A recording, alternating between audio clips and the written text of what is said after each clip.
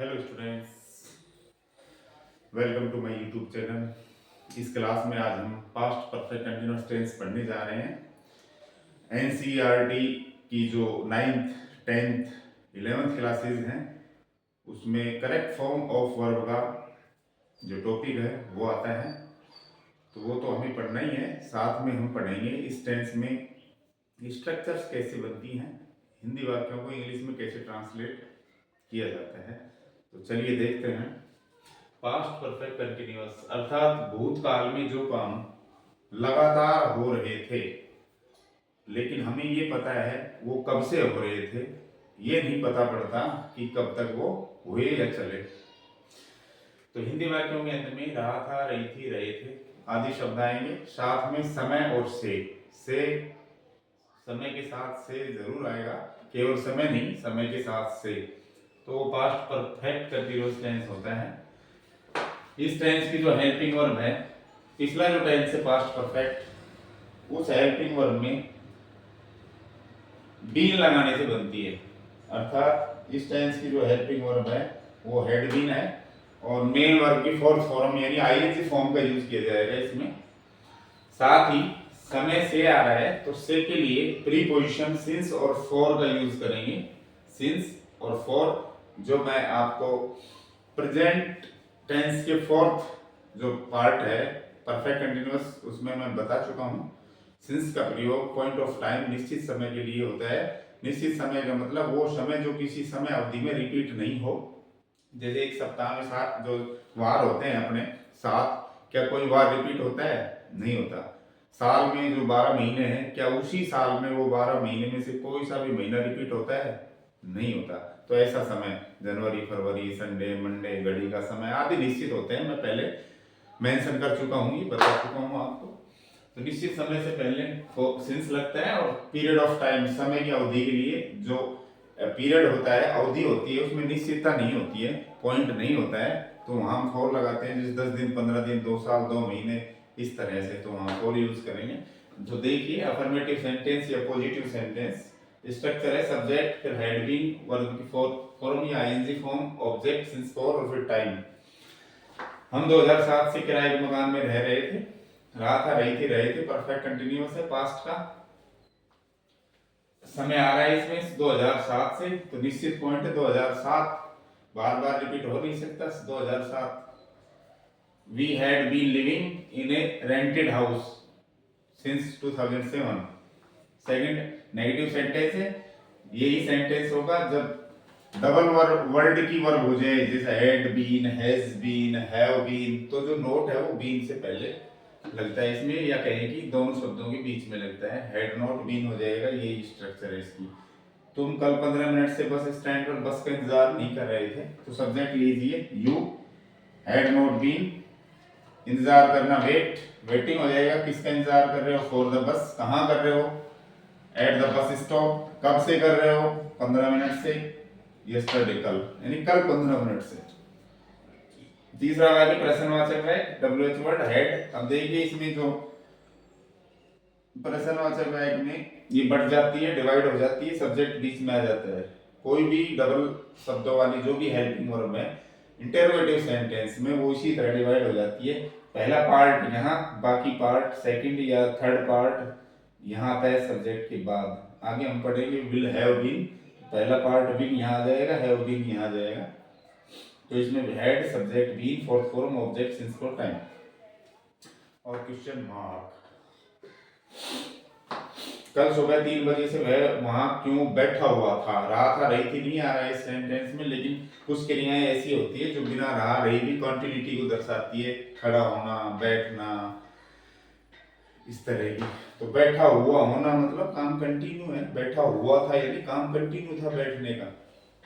तो why had he been sitting वहां पर देयर सिंस 3 o'clock, 3 बजे से। 3 कब के बज रहे थे? सुबह के, तो इन द मॉर्निंग। चौथा वाक्य भी सेम यही है, नोट लग जाएगा यहाँ सब्जेक्ट के बाद। हमेशा सब्जेक्ट के बाद नोट लगता है इंटेरोगेटिव सेंटेंस में। तो इसका हो जाएगा क्या परसों सुबह से बूंदाबांदी नहीं हो रही थी, तो हैड। इसमें अब देखो मौसम आ गया बूंदाबांदी, तो इट का यूज होगा, क्योंकि जो वर्ब है वो खुद ही बूंदाबांदी के रूप में यूज हो रही है, यहाँ सब्जेक्ट का काम नहीं कर रही है, तो सब्जेक्ट अभी इट लगाना पड़ेगा। तो had it not been drizzling, सुबह से, सिंस मॉर्निंग, कब, परसों, द डे बिफोर यस्टरडे, और भविष्य में परसों हो तो द डे आफ्टर टुमारो। तो ये था अपना पास्ट कंटिन्यूअस टेंस, स्ट्रक्चर्स और सेंटेंस मेकिंग।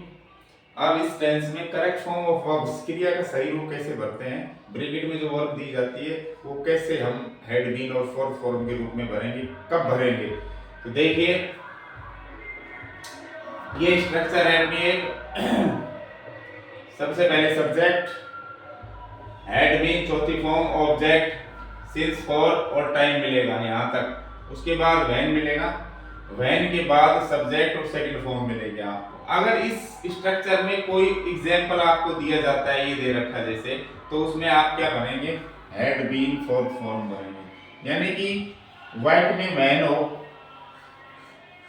व्हाइट में क्या हो, व्हेन हो, व्हेन के बाद सेकंड फॉर्म हो, और इस व्हाइट में व्हेन से पहले वाले में सिंस या फॉर और टाइम हो, तो इसमें हैड बीन फोर्थ फॉर्म भर देंगे। इसका हो जाएगा I had been sleeping for 10 minutes when you came, जब तुम आए तो मैं 10 मिनट से सो रहा था।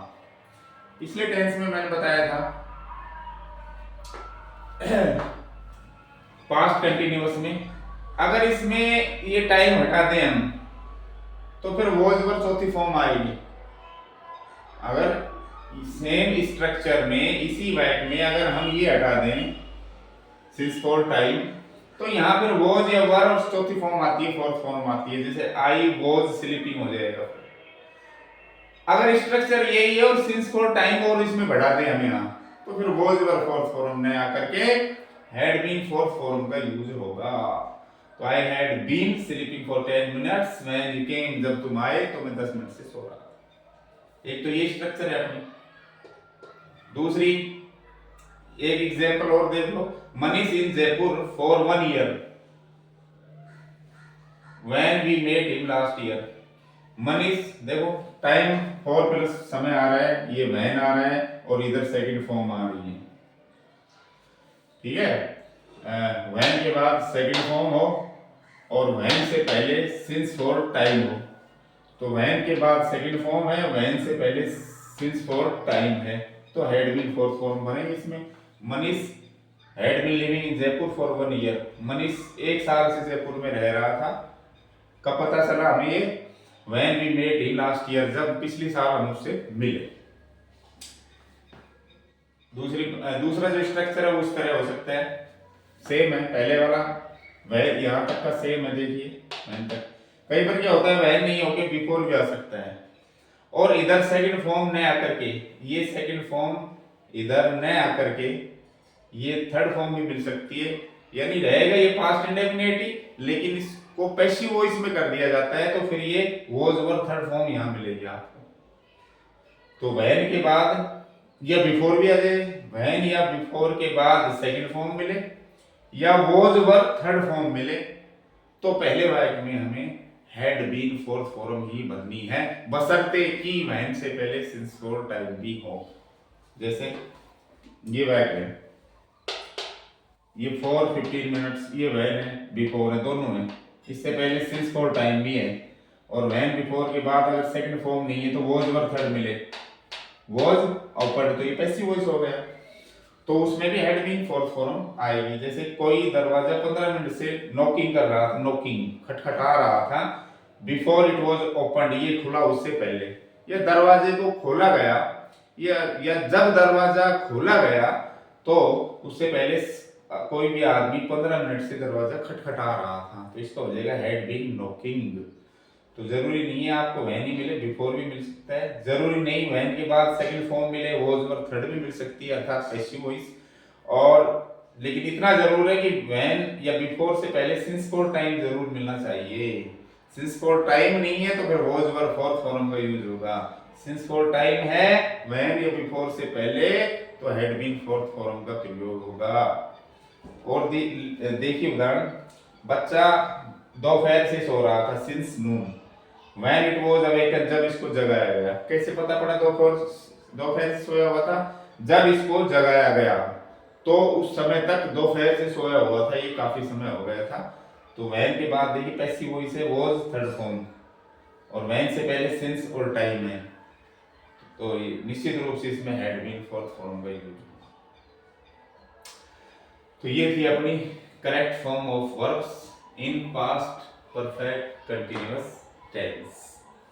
कई बार ऐसा भी होता है कि पास्ट ये आपको भर के दे दी जाए हैड बीन फोर्थ, और वैन के बाद या बिफोर के बाद भरवाया जाए आपसे, तो उसमें सेकंड फॉर्म ही आपको भरनी है, उसमें सेकंड फॉर्म ही भरनी है।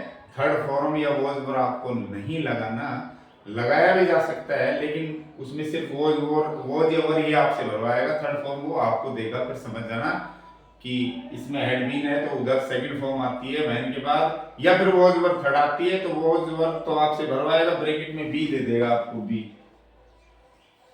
और थर्ड फॉर्म खुद बना के दे देगा, तो बी का सेकंड फॉर्म कर लो वॉज हो जाएगा। ठीक है, ये है अपना पास्ट परफेक्ट कंटिन्यूअस। आज का टॉपिक यही समाप्त होता है। अगली क्लास अपनी होगी future indefinite tense as well as correct form of verbs in future indefinite tense. तब तक के लिए वेट करें। वीडियो अच्छी लग रही है आपको तो लाइक करें, आवश्यक समझे तो कमेंट करें, अगर किसी दूसरों को फायदा देना चाह रहे हैं तो शेयर भी करें। अगर अब तक आपने चैनल को सब्सक्राइब नहीं किया है तो सब्सक्राइब भी करें, ताकि और बेल आइकन बटन को ऑन करें, ताकि समय समय पर आने वाले वीडियो के बारे में आपको पता चलता रहे। Thank you.